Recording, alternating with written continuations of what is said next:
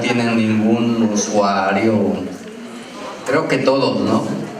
Entonces, bueno, esa es la importancia de este tema. Así como dicen, no venía preparado, pero aquí una de las primeras preguntas que podemos hacer, y se las dejo a cualquiera que quiera responder, es ¿qué tan avanzados estamos? A lo mejor nos faltó la persona del ITEI, pero decía en Jalisco y en México en este tema de protección de datos personales. Ayer, por cierto, se manejó el Día Internacional de Datos Personales. Entonces, ¿alguien que nos quiera contestar?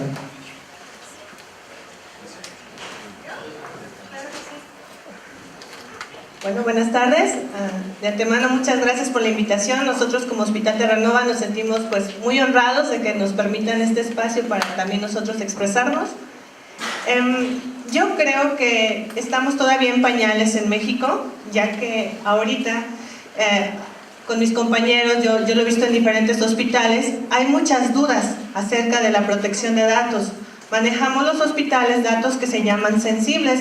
Creo que ya lo vimos en el transcurso del día aquí en las ponencias con mis compañeros. Datos que son de suma importancia, de que si salen de nuestras manos, pueden causarle un riesgo a una persona de que sea discriminada o algún riesgo grave. Yo veo tristemente que en los hospitales, y hablo por el sector de hospitales del que yo vengo, que todavía a nuestros compañeros se les hace muy fácil decir, no sé, ¿qué tiene el del cuarto de un lado? Y se les hace fácil decir, tiene lepra, ¿no? Entonces, hemos estado en capacitación nosotros con nuestro personal, precisamente por eso, porque no tenemos en México la cultura de no dar nuestros datos personales a cualquier persona. Entonces, yo creo que en México, en el sector de hospitales, específicamente Jalisco, no sé si en el DF sea diferente, creo que como ahí está el IFAI es diferente. Aquí todavía estamos en pañales, estamos poniendo todo de nuestra parte. ¿Para qué? Para capacitar a las personas, para que no sea fácil el radiopasillo que, oye, ¿qué pasa? ¿De qué viene enfermo? ¿O qué le pasó a ese que viene accidentado? Hay que tener mucha discreción. Desgraciadamente, nos cuesta mucho trabajo porque no tenemos el control sobre todo el personal. Estamos hablando que en nuestro hospital son 100 y tantas personas. Entonces, día con día hemos llevado a cabo una capacitación sobre la ética profesional, sobre la protección de datos de las personas, aún nuestros propios datos como trabajadores. Tenemos un aviso de privacidad con nosotros, en el cual se les da el aviso a recursos humanos desde que entran con nosotros a trabajar, para que ellos sepan que sus datos van a ser resguardados. Y aún más, los datos de nuestros pacientes, hemos ahorita tomado todas nuestras medidas a nuestro alcance posible, les digo, pues ahora sí que concursos, para que no salga la información de lo que es nuestro hospital. Entonces yo creo que todavía nos falta mucho. Estamos poniendo todo en hospitales, en la Asociación de Hospitales también particulares de Jalisco. Estamos poniendo también todo de nuestra parte para que pues día con día vayamos llevando mejor esta práctica de protección de datos, pero yo siento que nos falta mucho.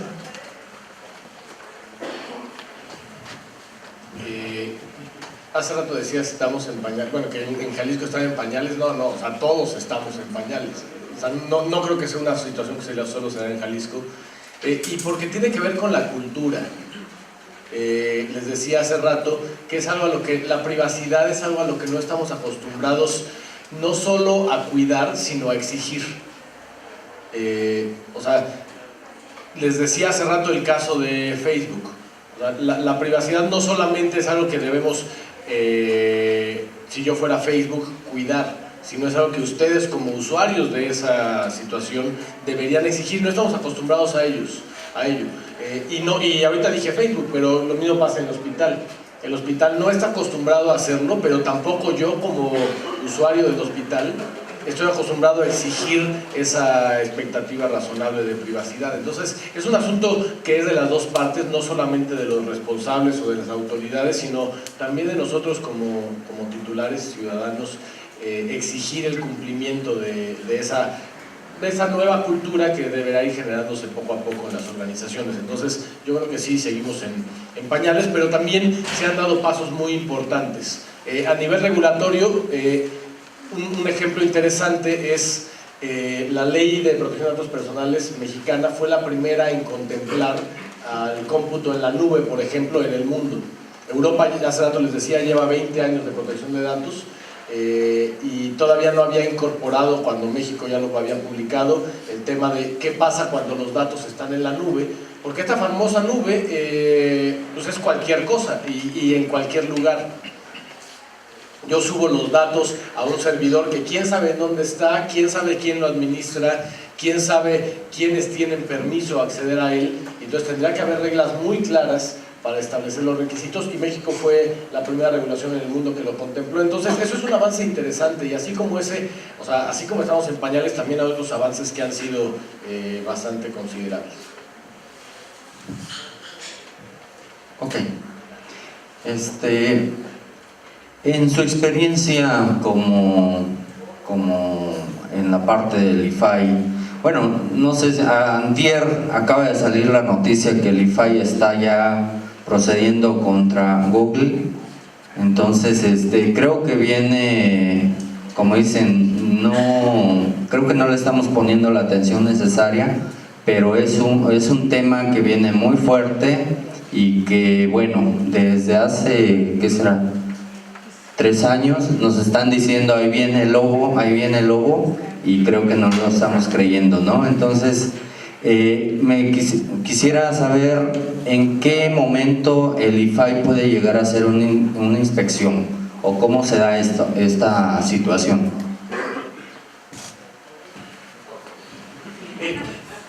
A ver, hay dos tipos, la ley prevé 2 tipos de procedimientos. Déjenme les explico la historia completa, espero no extenderme demasiado, más de 2 minutos. Les dije hace rato que había unos derechos ARCO, ¿de acuerdo? Por lo tanto, yo soy una persona y yo con Fausto y le digo, a ver, dime qué datos tienes míos, él me dice cuáles son, yo me quiero oponer a ciertos de estos tratamientos, veo un aviso de privacidad y dice, el mecanismo para hacer ejercicio de tus derechos es firmar una carta, presentar tu IFE y mandarla a la ventanilla 23. Entonces yo voy a la ventanilla 23 de las oficinas de Fausto y le digo, aquí está mi solicitud de derechos. Él tiene 20 días para contestarme y resolver qué sucedió en ese caso. Dentro de esos 20 días él podría decirme, oye, no está completo porque yo necesito garantizar que eres tú, y como estás pidiendo un cambio de domicilio, necesito un comprobante de domicilio que garantice que sí es, para garantizar la legitimidad. Hace rato hablábamos de esto. Entonces yo tengo 5 días para responder a esa solicitud que él me hizo de regreso. Se suspenden los 20 días que él tenía, y entonces yo tengo 5 días, se la regreso y le digo, ahora sí está completa.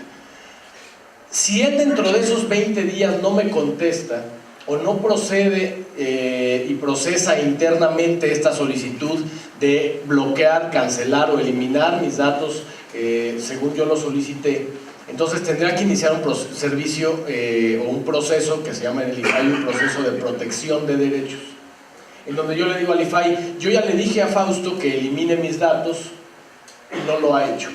Entonces tengo que dar las evidencias de que yo ya presenté esta solicitud de derechos ARCO en la organización que tenía mis datos o tiene, y entonces el IFAI revisará primero que el proceso se haya dado adecuadamente y que yo, antes de quejarme del IFAI, hubiera ya ido con Fausto a revisar esta situación, y si efectivamente ellos no atendieron mi solicitud, entonces iniciará una inspección, que fue lo que anunciaron contra Google, que iba a haber una inspección por un maltratamiento o una obstrucción o una negativa en el ejercicio de los derechos ARCO. Entonces, esa es la primera forma en la que el IFAI podría investigar, porque alguien se queja a petición de parte que no se hizo un ejercicio de sus derechos. La segunda es una petición, más bien una verificación de oficio. Las verificaciones de oficio se dan cuando hay un cumplimiento que se da de manifiesto y de alguna manera se hace público o la autoridad sabe de él. Déjenme, el caso hace rato les decía de Target, ¿no? Si Target estuviera en México y se da esta vulneración masiva de tarjetas de crédito, entonces el IFAI, aunque nadie se quejara, es difícil que nadie se quejara, pero aunque nadie se quejara, el IFAI tendría la obligación de hacer una inspección a esta organización para saber qué situación sucedió, estas inspecciones de oficio. Pero también las inspecciones de oficio pueden darse de manera aleatoria y es una situación similar a la del SAT. El SAT inspecciona muy parecido a esto, ¿no? Cuando sabe que alguien hizo un incumplimiento específico, pero también tiene inspecciones a todos los contribuyentes basados así como en un criterio de búsqueda que tienen en su base de datos. Entonces el IFAI también podrá hacer estas verificaciones para garantizar que todo mundo cumple. Hoy todavía no he hecho ninguna de estas del último tipo que mencioné, solo han sido a petición de parte, pero eventualmente sucederá. Y una de las ventajas de los mecanismos de autorregulación y la certificación es que estas últimas revisiones que no sean a petición de parte o porque ya se presume un incumplimiento, sino solamente para verificar el cumplimiento antes de que haya una presunción, te las podrías quitar de encima si presentas la certificación, porque los parámetros de autorregulación dicen que la certificación demuestra cumplimiento ante la autoridad. Entonces la autoridad va a llegar a decirte: oye, quiero que me demuestres que cumples, y él me va a decir: ah, ya no necesito enseñarte nada, aquí está mi certificado de un tercero acreditado por un organismo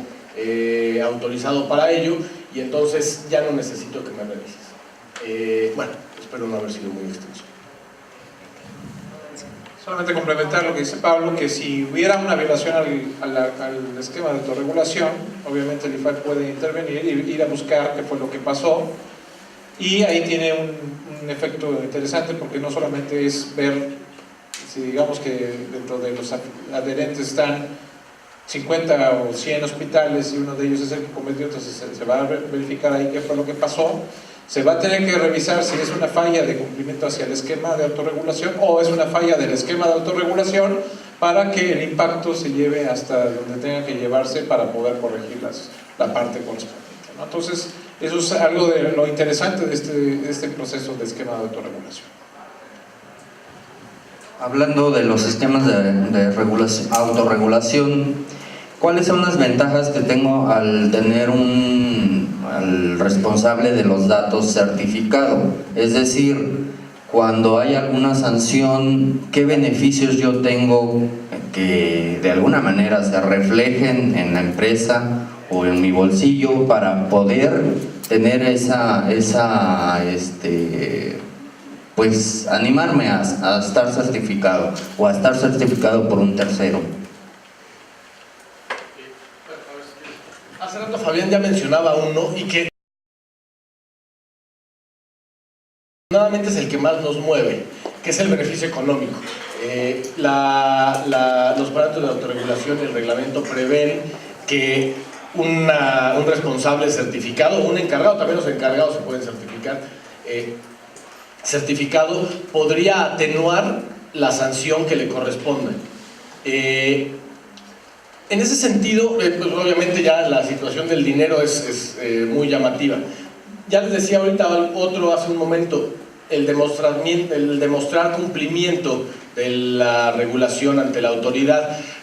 No es que te vayas a quitar la sanción, más bien te evitas el procedimiento de inspección, que de por sí podría ser molesto, te quite tiempo o te exponga, y entonces eso también es interesante.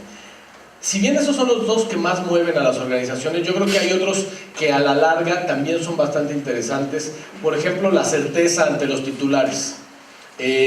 Si yo soy una organización que tengo competidores y esos competidores no están certificados y yo sí, por ejemplo un hospital, o sea, si yo sé que, ¿cómo se llama el hospital? Perdón. Terranova. El hospital Terranova sí está certificado y el de enfrente no, pues voy a preferir como usuario de los servicios hospitalarios ir a Terranova, porque ellos sí tienen este reconocimiento que de alguna manera me asegura que tienen más cuidado. No me garantiza que no va a haber una vulneración, pero me asegura que tienen más cuidado y todos los procedimientos necesarios para que eso se haga de manera adecuada. Entonces, ese creo que es un reconocimiento bastante interesante y que da más competitividad a las organizaciones. Y otro de ellos es que, hace rato Fabián ya mencionó que estamos alineando esto a prácticas internacionales, a normas de seguridad, a normas de protección de datos, a las normas internacionales de acreditación de la familia 17000. Y entonces esto le está dando también un carácter de reconocimiento internacional. Por el momento, por lo menos con el lado de 27000 ya es claro, o sea, hay una tabla de equivalencia entre 27000 y este sistema de gestión de protección de datos personales que publicó el IFAI, que por cierto le ayudamos nosotros a hacer, ¿no? Debe estar más o menos bien. Pero ese sistema ya tiene una equivalencia con 27,000 y por lo tanto una empresa, aparte de mostrar cumplimiento con la ley, podría acceder a los beneficios de estar certificado en una norma como 27,000, que ya también te da acceso a otros mercados, y eso también es un beneficio interesante.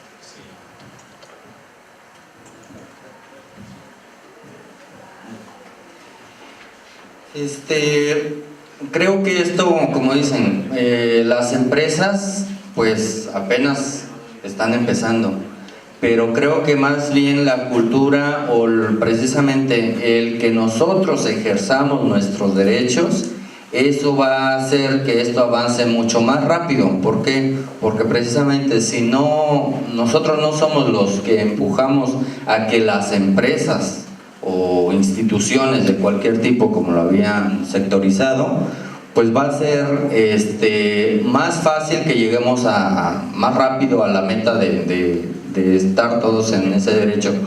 ¿Qué tanto estamos o no en esa parte de poder ejercer nuestros derechos? O sea, no los ejercemos o porque no los conocemos o porque realmente no nos interesa. ¿Cuál es la cultura respecto a esto?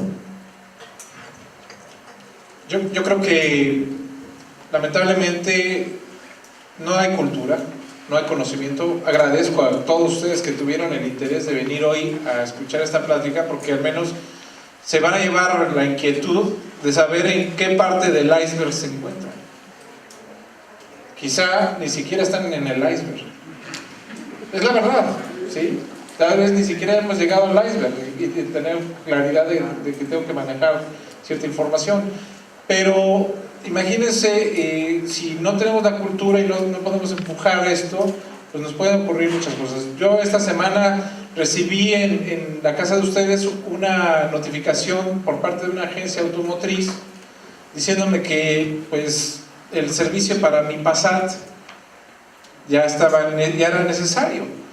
Y yo me pregunto, bueno, pues primero, no tengo un Passat, nunca he ido a esa agencia, ¿sí? ¿Y cómo es que llegó esto a mi casa? Con mis datos de domicilio y mi nombre, porque pues sí decía Fabián Hernández. Entonces me di a la tarea de llamar a la agencia y obviamente hay un mal manejo de la información en la agencia, ¿sí? Porque yo compré un SEAT, ¿sí? Hace un año, ¿sí? Y obviamente a la hora que ya limpiaron todos los datos, ya me dio tranquilidad de que, bueno, al menos la información está segura. Y sí estaba mal manejada porque me pusieron un coche más lujoso, me lo hubieran regalado, pero bueno, pues no era el caso. Pero finalmente, si ya con ese conocimiento, y lo único malo, y no me dejarán mentir, que en el área cuando empiezas en el área de la evaluación de la conformidad y te empiezas a enterar de esto y de esto, pues te empiezas a volver medio psicótico. Pero no se trata de generar psicosis, sino de conocer y que podamos difundir esto. Entonces es bien importante que la cultura que empecemos a adquirir aquí la vayamos reforzando, conozcamos los documentos que se tienen que manejar y obviamente lo podamos llevar a los ámbitos donde tienen que manejarlo, porque como lo preguntó Fausto, todos nosotros manejamos y proporcionamos datos personales. Entonces queremos tener la mejor seguridad de los mismos. Me gustaría hacer énfasis en que los datos son valiosísimos. Nuestros datos no hay que proporcionarlos con tal facilidad. Hablamos de la cultura, de que no tenemos en México la cultura. Simplemente en un semáforo, en una esquina, yo creo que a varios de nosotros nos ha pasado que nos paran y, oye, mira, dame tu nombre y tu correo electrónico, o dame tu nombre y tu número de teléfono y participas en una rifa de un viaje a Cancún. Entonces, en un semáforo, nosotros ya dimos nuestro teléfono y ya dimos algún dato que inclusive puede ser hasta para que seamos víctimas de alguna extorsión, de algún delito, no sé, de algún secuestro. Entonces, tengamos en cuenta que nuestros datos tienen un valor invaluable y que tengamos mucho cuidado a quien le proporcionamos ciertos datos. Todos tenemos hijos, todos tenemos familia, todos tenemos algún patrimonio que tal vez en manos de delincuentes eso puede ser un error garrafal, y que nosotros, tal vez nosotros mismos proporcionamos esos datos porque no tenemos esa cultura, ¿no? Me gustaría, si alguien quiere participar del público, podemos pasar el micro. O si tienen las papeletas. O alguien que nos pase las papeletas, si tienen.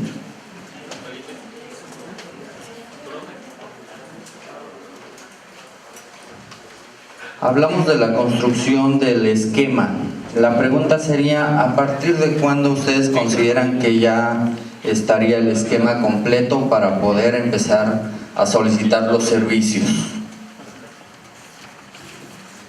Como comentamos, hemos estado trabajando, algunos más, otros menos, pero hemos estado trabajando en la construcción del esquema y como mencionamos, solamente faltaba el documento de registro, cómo el IFAI va a manejar su registro.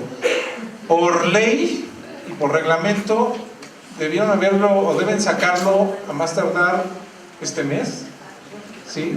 Para que entre en vigor no más allá de marzo. Entonces en marzo ya podría estar operando esto. Exactamente el día no, pero sí en marzo ya debe estar listo todo para estar operando. Tenemos algunas preguntas. Dice, como laboratorio clínico de análisis, laboratorio de análisis clínicos, ¿qué debo exigir a mi proveedor de sistemas que maneja y resguarda los resultados de análisis clínicos? Creo que esta pregunta es bastante importante, ¿no? Porque pues, guardas todo ahí.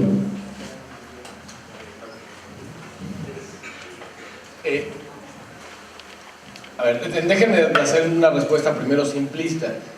Que cumpla con la ley, ¿no? O sea, lo primero que debería exigirle es que cumpla con todas las disposiciones de la ley, el reglamento y la regulación secundaria que ha publicado el IFAI. Ahora, para hacer un poco más de detalle, que implemente medidas, pero aun siendo proveedor, lo que dice la ley es que si yo le cedo parte de mi operación a un tercero, ese tercero tiene que garantizarme a mí que tiene las medidas de seguridad como si yo las tuviera.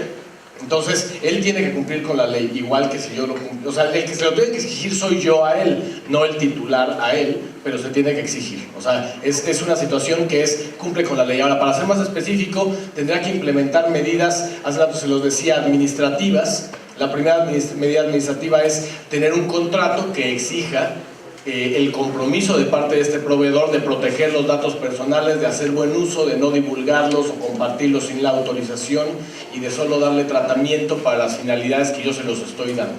Ese es el primer punto. Medidas físicas, pues que obviamente lo va a resguardar con las restricciones necesarias para que solo la gente autorizada tenga acceso y no estén tirados en el pasillo. Les doy un ejemplo bien sencillo, las hojas recicladas. En las organizaciones nos hemos encontrado un montón de hojas recicladas y en un hospital las hojas recicladas deben ser una pesadilla, porque tienes hojas recicladas en donde están el expediente, el historial clínico, los análisis, los resultados, etc. Entonces, medidas que aseguren que ese tipo de cosas se les da un adecuado manejo hasta de la destrucción de la información. Y medidas tecnológicas, muy probablemente yo le exija a este proveedor que almacene los datos en una base de datos que esté cifrada, que tenga un usuario y contraseña. Podríamos hablar, déjenme pongo tantito técnico, de doble factor de autenticación. Muchos de ustedes ya utilizan esto, aunque suene muy técnico, es el token que les dé el banco, este numerito que le aprietas y sirve, aparte de tu usuario y tu contraseña, para garantizar que alguien... No, o sea, que no hay dos de esos, ¿no? Y entonces que eres tú a fuerza el que tiene el aparatito, entonces te tienen que robar tu usuario y tu contraseña y aparte el token. Entonces, ese tipo de medidas pueden ser exigidas, va a depender del nivel de sensibilidad, del volumen de los datos y de varios otros factores que hay que analizar en el análisis de riesgos que mencioné hace rato. Si quieren más referencia, hace rato ya mencionó Fausto y Fabián sobre estas recomendaciones de seguridad que hizo el IFAI y un manual para implementar un sistema de gestión, que son documentos gratuitos que están en la página del IFAI, que están medio difíciles de encontrar, pero otra vez si me mandan un correo yo se los mando con gusto a vuelta del correo, y ahí viene una serie de controles, como 100 controles y escenarios que dirían desde cosas tan sencillas como pon usuario y password o cifra las bases de datos, a cosas más complicadas como establece reglas de acceso para un tipo de usuario y para otro, que podrían ayudarles a las organizaciones. Complementando lo que dice Pablo también, tiene que cumplir con las reglas que ustedes establezcan para el manejo de la información. Porque sí puede cumplir la ley, pero como él la entienda. Pero si ustedes necesitan, porque por ejemplo para el caso de los hospitales, hay una norma oficial mexicana del manejo de expediente electrónico que hace que está más enfocado al sector público. Pero si algún particular se quiere adherir a ello, entonces puede transferir información entre hospitales. Y entonces, si puede cumplir completamente con la ley, diciendo que no va a transferir nada, y entonces si se adhiere a la norma oficial mexicana, ya no estaría en cumplimiento con ello, y entonces estaría faltando una ley o faltando una norma oficial mexicana. Entonces, también su proveedor tiene que estar enterado de cuál es la política de privacidad de ustedes, o si están adheridos a estos esquemas de autorregulación. Esta norma 024 justamente de los CIRES, de los sistemas de expediente clínico electrónico, surgió también y tiene adentro el tema de datos personales. Entonces, y ya decía solo es para el sector público, pero en realidad más bien le aplica a todos los hospitales, aún privados, porque tienen la obligación de reportar ciertas cosas a la autoridad. Los nacimientos los tienen que reportar, los decesos los tienen que reportar, las enfermedades epidemiológicas. Entonces, este tipo de cosas habría que documentarse sobre qué regulación aplicable hay en cada sector, en este caso en el sector de salud y así en cada uno, para entender cuáles son los requisitos que yo tengo que cumplir, y si parte de mi operación se la cedo a un tercero, entonces ese tercero tiene que cumplir los mismos requisitos que yo tendría que cumplir. Ok. Seguimos.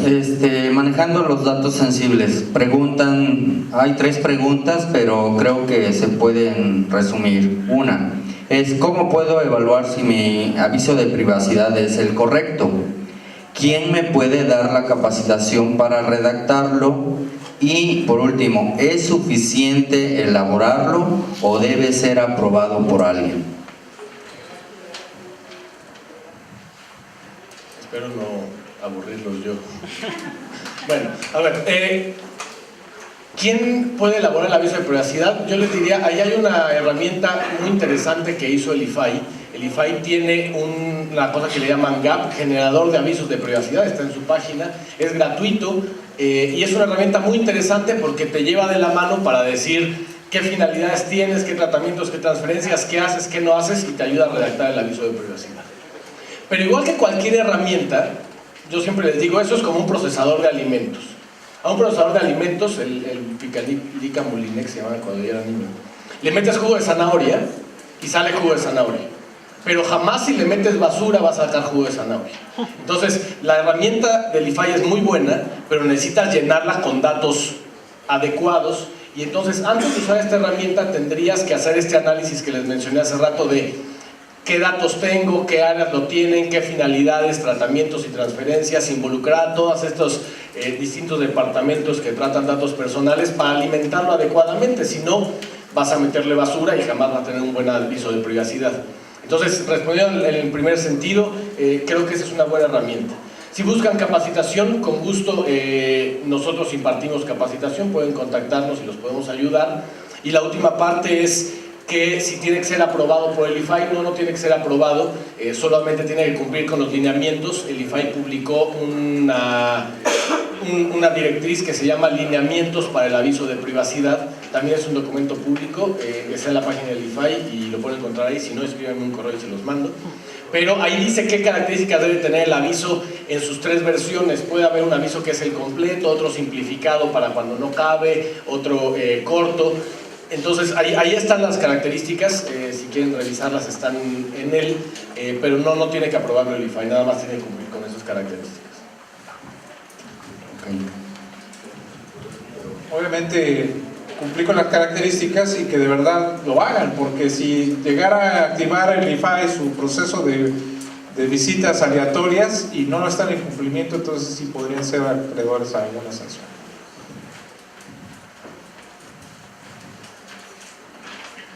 Ay, esta pregunta está, digo, buenísima en el sentido de que no vas a saber ni qué contestarle, pero bueno, dice, ¿cómo puedo saber quién ha tenido o tiene mis datos y si estos han sido expuestos? Es una excelente pregunta. Y yo también me la haría. A ver, déjenme les doy una comparación interesante.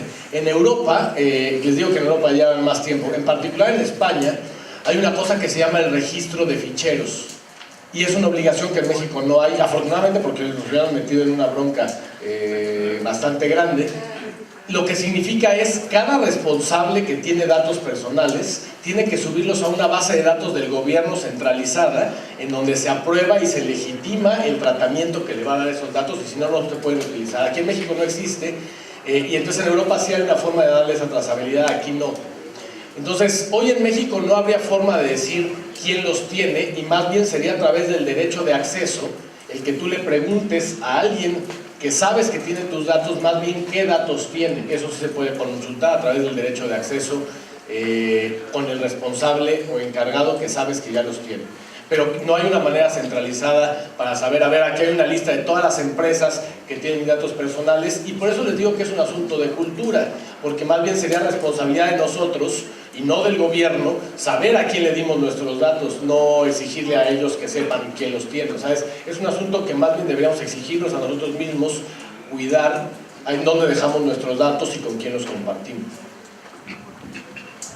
Para terminar de responder la pregunta, todos los datos de ustedes y los míos, si son mayores de 18 años después de las elecciones del año 2006 y tenían IFE, fueron vulnerados. Sí, un dato curioso de que se dijo que la base del IFE estaba en manos de Estados Unidos, por ejemplo.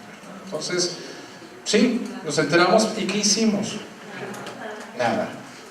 Sí, bueno, realmente, o sea, si la masa crítica de todos nosotros hubiéramos ido realmente ante el Instituto Federal Electoral a ver por qué pasó, etcétera, pues quizá hubiera sido importante, ¿no? Pero hoy estamos tomando conciencia y entonces ustedes tengan cuidado de la información que están manejando. Déjenme hacer un comentario anecdótico, pero no, o sea, dijiste ahorita que estaban mal en Estados Unidos, no en Estados Unidos, o sea, hace rato yo hablaba del mercado negro. Mercado Libre, no creo que sea el mercado negro, ¿no? Es un sitio, ¿sabes? Como ir al mercado aquí afuera. Busquen el Mercado Libre, base de datos del Renault, cuesta 13,000 pesos. Base de datos del IFE, versión 2006, cuesta 11,000 pesos. Entonces, no es un lugar tan secreto en donde están esas cosas. Entonces, son dos problemas. Uno, también tendríamos que acostumbrarnos a no utilizar ese tipo de base de datos, a no consumirlas, déjenme decirlo de esa manera. Y también como titulares a asegurar, y como dijo Fabián ahorita, nunca nadie de nosotros nos preocupamos por ese asunto del Renault o el del IFE, para exigir que la autoridad hiciera algo. Bueno, y después dijeron que hicieron algo, ¿no? El Renault fue ordenado, hubo un decreto ahí en donde dijeron que se iba a destruir el Renault, pero otra vez, ¿en dónde estaba, no? Se me hace caro 11,000. Estuvimos en el IFAI, tuvimos la oportunidad de estar hace 2 años y nos decían que hay un barrio en el DF que con 600 pesos uno va y dice, oye, ¿sabes qué? Quiero la base de datos, aquí traigo mi USB del estado de Jalisco. Con 600 pesos nos dan la base de datos en el DF. Es que ahí sí ese mercado negro es más barato. Baratísimo. O sea, es increíblemente barato. ¿Y en manos de quién están nuestros datos? El tipo de mercado. Y también recuerden, digo, a todos nos pidieron que nos registráramos los celulares, ¿sí recuerdan? Es más, 80 millones de personas lo hicieron, creo que faltó por ahí poquito, pero ¿dónde está esa base de datos? O sea, nos obligaron a que lo diéramos que porque con el petate del muerto, como dicen, nos iban a cancelar las líneas si no las registrábamos. Y ahí tienes a todo el mundo, los que andamos obviamente derechos, pues registrando nuestros números para no darnos de baja, y resulta que al final el gobierno echa para atrás todo. ¿Dónde quedaron esas bases? Entonces, bueno, si quieren saber dónde, pues como dicen, al mercado negro o mercado blanco, y ahí vamos a encontrar nuestros datos. tenemos que dar por concluido nuestro taller de normalización denominado Requisitos y Actualización de Normas de Seguridad e Higiene en los Centros de Trabajo. Y el Grupo Estratégico Regional de Jalisco, les agradecemos su asistencia, su valiosa participación a este taller, y le vamos a pedir a Fabián, al ingeniero Fabián, creo que es el más indicado para clausurar este evento. No sin antes, si me permiten tantito nada más concluir en resumen así un minutito breve de los dos grandes temas que hemos manejado aquí esta mañana, de lo que es seguridad e higiene y lo que es el manejo de la información y la confidencialidad de datos personales. Creo que todos nos llevamos que tenemos que investigar la parte que nos toca a cada uno de nosotros y ejercer una cultura de responsabilidad al respecto. Eso es lo que yo diría, y eso es lo que me llevo al final de este gran taller, de este evento que han organizado los miembros del grupo estratégico, ¿verdad? A quien agradecemos especialmente, ¿verdad? Porque además de su dedicación, compromiso, responsabilidad, aportaciones que hicieron todos los miembros del grupo, bueno, pues logramos coordinar este evento, ¿no? Gracias a todos, un aplauso, y les cedo la palabra a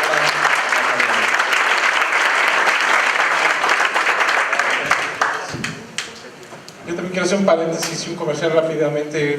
Afuera hay algunos folletos. Vamos a tener un seminario internacional de laboratorios clínicos en el mes de agosto. Aquí hay varios laboratorios. Por favor, los que puedan, pónganse en contacto conmigo para que también les pueda mandar el video de lo que va a ser este seminario y podamos participar. Vamos a tener ponentes de Australia, de Canadá, de Francia, de España, para hablar sobre la 15.189, y es un evento muy importante porque se va a hablar de laboratorios clínicos, laboratorios, bancos de sangre y laboratorios de células madres, que se llaman las células oncopoietéticas, ¿ok? Entonces, pues los invitamos a participar. Bien, pues agradezco de verdad a todos ustedes que hayan tenido la voluntad de estar aquí hablando de temas que posiblemente ya suenan muy áridos, pero creo que la verdad es que Pablo es bastante bueno para conversar sobre todo esto, y le fascina, y bueno, pues tanto que le fascina que a mí también ya me incluyó en todo este rollo, y yo la verdad es que no tenía nada de idea sobre esto, pero agradezco que todos ustedes estén aquí, y bueno, pues les pido si se ponen de pie para poder hacer la clausura Antes de despedirnos, quiero agradecer nuevamente al CONALEP que nos haya permitido estar aquí, que le haya proporcionado al GER la posibilidad de sesionar, y bueno, pues ojalá que no sea la última vez que podamos estar acá. Y siendo exactamente las 2:32, pues doy por clausuradas las actividades de sesiones, y les agradezco a todos su participación. Muchas gracias.